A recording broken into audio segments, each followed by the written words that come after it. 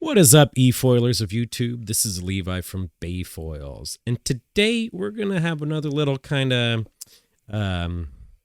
hot take discussion. I don't know. I really don't know what to call these videos, but we're gonna talk today about water conditions and weather, and why that stuff's really important to consider when you're either learning or trying to ride your efoil.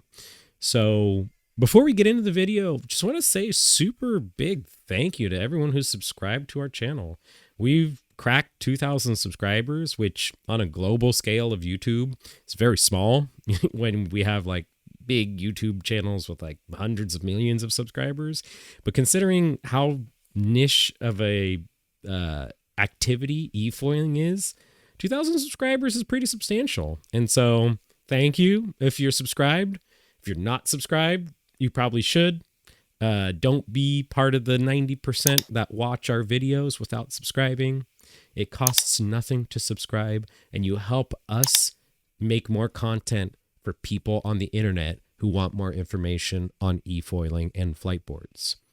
So the number one thing that we've seen this year more than previous years is an absolute exponential increase in the sport. With the new flight air priced at so low, we're starting to get more people interested in efoiling that don't come from water sports backgrounds.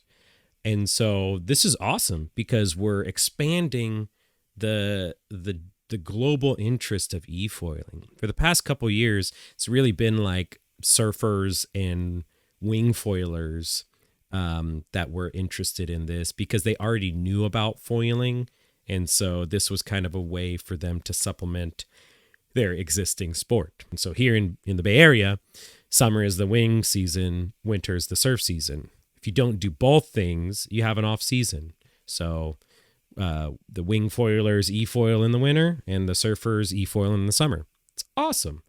But now that we have the prices coming down, we're getting general interest from people who don't wing foil or surf, just regular people who see it, think it looks cool, and they want to get into it. And so this is awesome, but it's also, you know, it takes a little bit more dedication and just independent research to learn some of the things that somebody who comes from a water sport background has some existing knowledge on.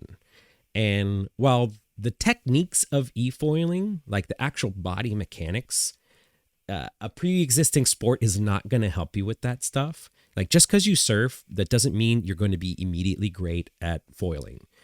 Same with wing, and even if you already wing foil or surf foil, that doesn't directly translate to efoiling because the contraptions are so much heavier and your balance points and speeds are all totally different. The wings are different. And so your existing sport isn't going to make you a better efoiler, but it's the soft skills, the other things you learn being a water sports person that's going to help your ability to ride your efoil and have a good time, safe time doing it.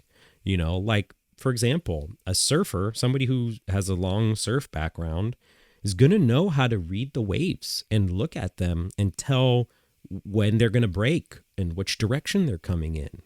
Somebody who's never surfed in their life or never sailed in their life, it can look out on the ocean and see the water moving, but not have any ability to translate that into how it's going to affect them on the board. When we do afternoon lessons here and it's windy, I have to remind people riding with the waves is going to be considerably easier than riding against it because people don't concept. If you've never been out there in moving waves, you have no concept of that. And so it's not something that you would automatically just assume to do. So those kind of skills are really important to develop as you're learning your efoiling in conjunction. You know, you don't want to not pay attention to that kind of stuff and think you can just take your efoil and because it's motorized, you can just go wherever, whenever you please, because that's how we run into trouble. Mother Nature is fickle. She will change the conditions will change rapidly on a whim. And if you're not prepared for that, you can have a bad time. And this is part of human culture. Cultures globally across the world have art and poem and song and story dedicated to the harshness of the ocean and how it can be real dangerous when conditions change. And so just because we're riding flying surfboards doesn't mean we're immune to the conditions of the water. So there's plenty of resources to learn this stuff. And it's really important that you do it on your own, because I can't teach you this stuff, because anything that I will teach you is going to be about the Bay Area and our conditions here. It's all local. Riding in the morning here is great for beginners because we have the afternoon winds, but it's not the same. Everywhere across the planet has different periods of wind, no wind, swell, heat. It's all different, and you need to do your research for your location so you know your spot. You can reach out to your local experts. If you have a surf shop or a sailing club or an efoil shop or any sort of water sport experience place in your local region, those guys are probably just like us, and they're up every day looking at Windy, looking at Surfline, looking at NOAA, looking at Sail Flow. There's tons of apps out there that will give you this information. And so reach out to your experts. I'm going to put a few links in the comments here of the apps that I like to use, but none of them are perfect. You have to look at multiple sources, kind of make your own guesswork, and then kind of go from there. Obviously, spending more time in the water is also a great way to learn, but if you have nothing to base that on, like if you just go out and it's windy and you don't look up where the wind's blowing or how fast it's blowing, it's kind of hard to internalize that experience you have in the water to measurable data. So it's important that we learn, that we know this stuff.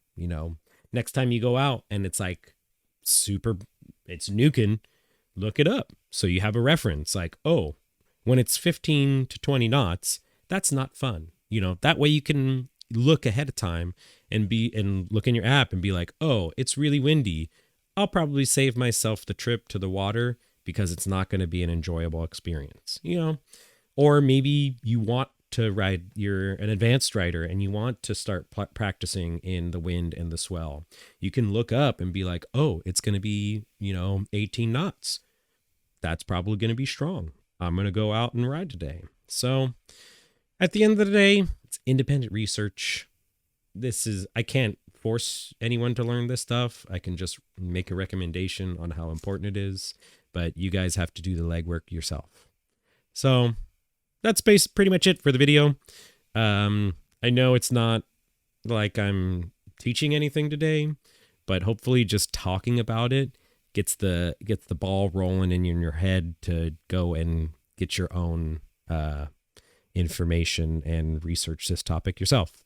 So we'll see you in the next video. Until then, take care.